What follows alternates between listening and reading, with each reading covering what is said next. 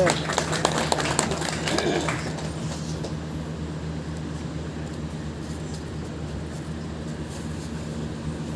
राधे श्री राधे। राधा कृष्ण बहम वंदे रस रूपो रसायन अवन निकुंजेशु नित्य लीला समास्थितौ गौर श्यामो महारम्यो कोटि कंदर्प मोहनो श्री रंग देवी से विमानो पराभक्ति प्रदायिनो। जय जय वृंदावन महा आनंद बोल। नाम लेत पावत जो प्रणय रति जुगल किशोर देत निज बोल। शरण आए पाए राधा दो मिटी अनेक जन्म की भूल। ऐसे जानी श्री वृंदावन रज पर वारुण कोटि मकतूल। ऐसे वृंदावन को सर्वप्रथम मैं वंदन करता हूँ और वृंदावन को वंदन करने का अभिप्राय, क्योंकि वृंदावन एकमात्र ऐसा स्थल है जहाँ प्रिया प्रीतम आवरण रहित दिव्य लीला का दर्शन हम जैसे एक सामान्य जीव, तुच्छ जीवों को भी प्रत्यक्ष रूप से कराते हैं।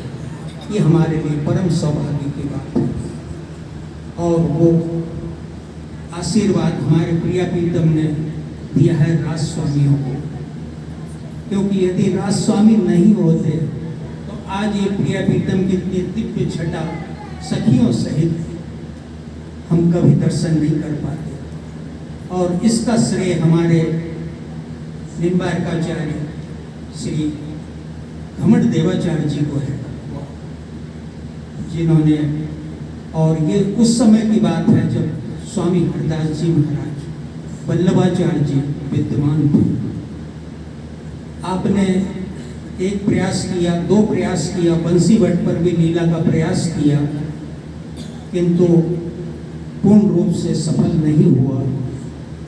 तब आपने ब्रज की परिक्रमा की और परिक्रमा में करह बन, करहला जिसको कहते हैं करह बन, और कंकन कुंड है, और दूसरा ब्रज 84 कोस का मध्य नाभि स्थल है। ऐसा दिव्य स्थल जब आपने दर्शन किया परिक्रमा करते हुए तो आपका मन वहीं रम गया। कंकन कुंड के लता पताओं में आपने भजन किया और भजन करते उनकी जो भावना थी कि मैं प्रिया प्रीतम की नित्य जो रास होती है अंतरंग वृंदावन में नित्य विहार प्रिया प्रीतम का अनवरत अनादिकाल से चल रहा है, किंतु हम सामान्य जीव इस लीला का आस्वादन कैसे कर पाए।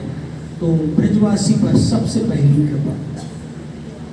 हम बहुत दूर के हैं, बाहर वाले बहुत दूर का है, क्योंकि ब्रजवासी तो इतने विचित्र हैं, प्रिया प्रीतम के इतने आत्मबद्ध हैं कि जब साख्य भाव में लीला करते हैं तो हमारे ठाकुर जब लीला करते हैं तो उन पर भी सवारी कर जाते हैं। जो अनंत ब्रह्मांडों पर संचालन करते हैं हमारे ब्रजवासी सखा प्रिया प्रीतम पर ही लीला का अपना दिव्य स्वरूप प्रकट करते हैं। तो ऐसे दिव्य वृंदावन में महा आनंद का मूल,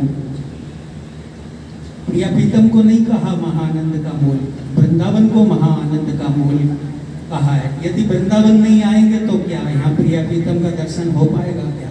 वृंदावन का रस मिल जाएगा क्या? ये रजरानी जो है हमारे को मिल जाएगी क्या? यमुना जी मिल जाएगी क्या? और वृंदावन में यदि प्रांत जो बन्नत जो अखंड वास का अगर सौभाग्य मिल गया तो फिर लीला का दर्शन अनवरत। अब तो लीला का दर्शन करने का प्रयास ही नहीं करना है कि आंख नीचो, आंख खोलो, समाधि लगाओ, प्रत्यक्ष प्रिया प्रीतम का दर्शन हो रहा है। इससे बड़ा हमारा सौभाग्य क्या होगा। तो आज जैसे अभी स्वामी जी ने बताया कि हमारे परम भक्त परम रसिक प्रेमी श्री आशु सिंह जी ने ब्रज परिक्रमा का अनुष्ठान किया भी और वो कल पूर्ण हुआ।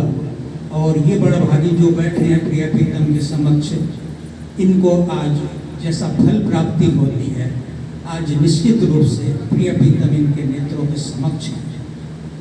उनको देख सकते हैं, उनका सेवन कर सकते हैं, उनको माल्यार्पण कर सकते हैं, उनकी लीला देख सकते हैं, सब कुछ कर सकते हैं। ये परम सौभाग्य की बात है। इसी श्रृंखला में हमारे कितना गौरव है, हम निम्बार्कियों को कितना गौरव है।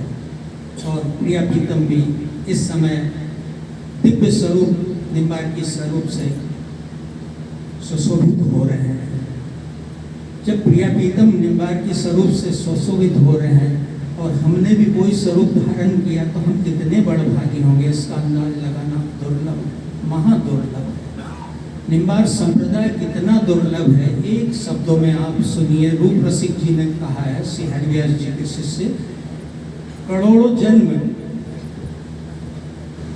तमोगुण योनि में जन्म लेना, फिर करोड़ों गुण रजोगुण योनि में जन्म लेना और करोड़ों गुण सात्विक योनियों में जन्म लेने के बाद प्रिया प्रीतम की कृपा होगी, वृंदावन धाम की कृपा होगी, तब निम्बार संप्रदाय प्राप्त होगा। इतना दुर्लभ वृंदावन निम्बार संप्रदाय है। तो आज हमारे को गौरव, सब संप्रदाय सम्मान है, लेकिन मैं निम्बार्की हूँ तो निम्बार्कियों का गुण गाऊंगा।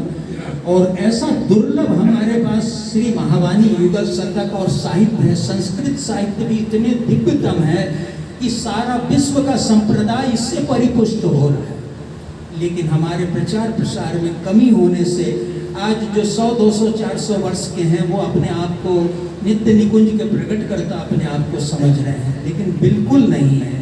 ये 5117वां वर्ष तो निम्बार भगवान को हो गया और निम्बार भगवान आदि अनादि संप्रदाय भूली भ्रमो न को हो। क्या निम्बार भगवान सुदर्शन अवतार है तो सुदर्शन का कोई जन्म हुआ है आजकल में, या कोई अवधि उनकी गिन सकते हैं क्या?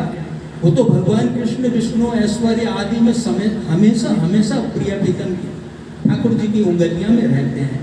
फिर आया नित्य निकुंज का स्वरूप, रंगदेवी स्वरूप आप है। क्या रंगदेवी स्वरूप प्रिया प्रीतम प्रिया जी के अंग होता है, उन्हीं के अंग से प्रकट हुई हैं। आठों युद्धेश्वरियाँ, गोपियाँ, सखियाँ सब उन्हीं के अंग से।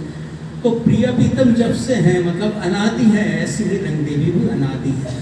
और रंगदेवी अनादि है तो हमारा तो अनादि से ही नित्य निकुंज की उपासना चली आ रही है। उसको काल में गिनना तो हमारे लिए एक सामान्य बात है। और उसी 500 वर्ष वाला अगर कोई दावा करता है तो वो बिल्कुल झूठा है।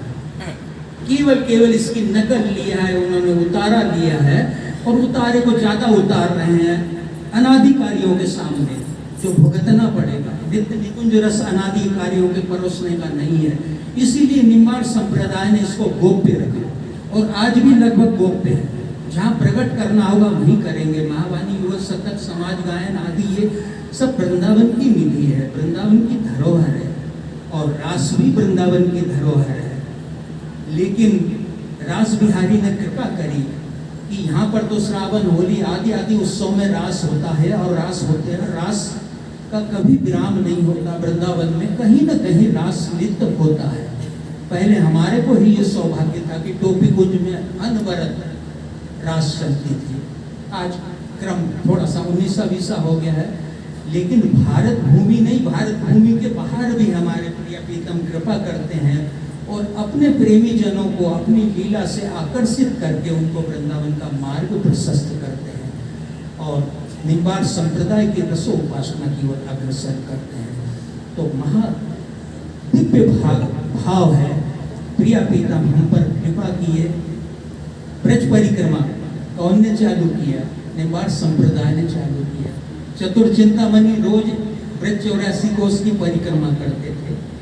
अंतर्हित की वृंदावन से गोवर्धन, बरसाना, नंदगांव और वो सब कर करके शाम तक लौट जाते थे। कितनी दिव्य शक्ति होगी। वो परंपरा आज भी हमारे काठिया बाबा आश्रम में चल रही है। जन्माष्टमी के लगभग उठती है। तो ब्रज की परिक्रमा का हमारा शुभारंभ, नित्य निकुंज की उपासना का हमारा शुभारंभ, रास का शुभारंभ हमारा निम्बार संप्रदाय और नित्य निकुंज का युगल उपासना, रसो उपासना का शुभारंभ निम्बार संप्रदाय। तो बताइए आप हम लोग कितने बड़भागी हैं। हमारे बड़भाग केवल हम ही जानते हैं, दूसरा नहीं जान पाएगा। इसी बड़भाग के साथ प्रिया प्रीतम के दिव्य स्वरूप को चरणों में अनंत अनंत कोटि दंडोत प्रणाम करो और ऐसी कृपा दृष्टि करें जिनकी दया से दृष्टि की वृष्टि ही करे न्याल, सो प्यारी मुझ पर धरो प्राणन की प्रतिपाद। ऐसे युगल हमारे मुझ सामान्य जीव पर ऐसी कृपा बरसाएं और जो समक्ष में बैठे हैं सबको ऐसी कृपा और आशीर्वाद दें कि वृंदावन रस में डूब जाए, निमग्न हो जाए और वृंदावन के होके ही रह जाए और प्राण तजो बंद तजो बात कहूँ। ऐसे ही मैं अपना कह रहा हूँ कि जो मेरा 40 वर्ष का अनुष्ठान चल रहा है नंगे पांव ब्रज में और अखंड वृंदावन का वास, ब्रजभूमि का वास, क्योंकि वृंदावन का वास हमने नहीं लिया क्योंकि हमारे आचार्य सब ब्रजभूमि में है। अगर ऐसा होता कि वृंदावन यही है तो निम्बार भगवान नीम गांव में नहीं बैठते, पर नीम गांव में क्यों बैठे? हमारे नारद जी बैठे हुए नीम गांव में अनादिकाल से। गिरिराज जी के समय जब वर्षा हुई थी, अखंड वर्षा अपने इंद्र ने की थी, उस समय उस वर्षा को कौन ने रोका था?